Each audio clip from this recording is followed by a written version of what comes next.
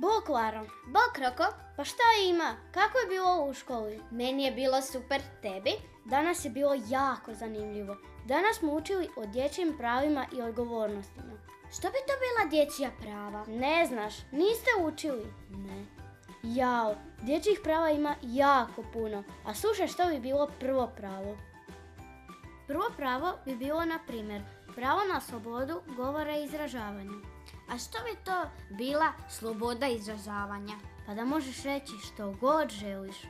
Pa kako? Smijem nekoga i opsovati? Ne, gledaj, smiješ reći što god želiš, ali moraš isto paziti i na druge ljude i njihove osjećaje. Imaš pravo na slobodu govora, ali moraš paziti da ne upadaš drugima u riječ i da njihovo mišljenje također ima vrijednosti da ga cijeniš.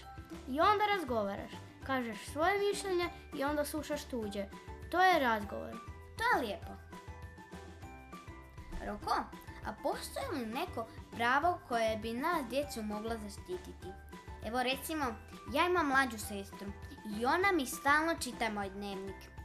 Ja ga moram sakrivati u ladicu. Pa imaš, Lara, to ti je pravo na privatnost. Baš to, imaš pravo da se zaštitiš od uplitanja u tvoju privatnost. Na primjer, u tvoj dnevnik koji pišeš ili koji tipkaš na računalu, da netko ne gleda tvoje lozinke ili što ti pretražuješ po internetu. Ali isto tako imaš i odgovornost za to pravo. Znaš koju?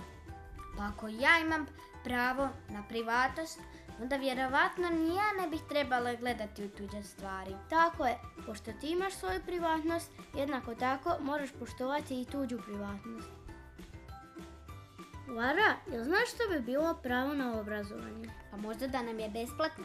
Tako je, ali ti besplatno imaš neke obaveze, školske obaveze. Znaš koje bi to bile? Pa da učim i recimo pišem zadaću.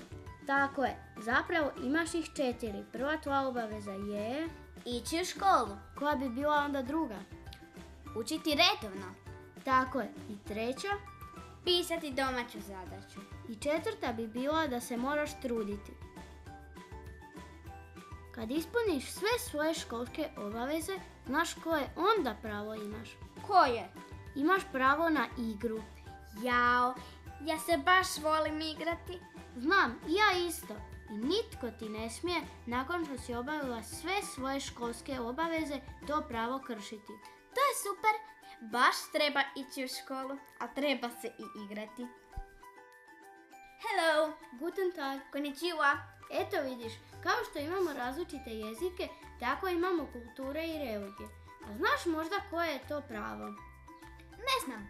To ti je pravo osobnih sloboda, gdje ti imaš pravo prakticirati svoju kulturu, jezik, vjeroispovijest ili neke druge slobode koje izabereš. Ali isto tako imaš dužnost poštivati kulturu i vjeru svakog djeteta koje je drugačije od tvoje, jer mi smo svi ipak jednaki. Roko, imam li ja pravo biti zaštićena od svih vrsta boli i lošeg postupanja? Da, i to je pravo na sudsku i društvenu zaštitu prava i sloboda. Znači da nikome nije dozvoljeno kažnjavati te na okrutan ili štetan način. Aha, to onda znači da ja trebam postupati prema svojim prijateljima upravo na onakav način koji bih htjela da se oni prema meni odnose. Tako je. Ovo je bilo 6 prava koja smo vam mi pokazali. Nas djecu zanima, znate li vi još neko pravo i obavezu?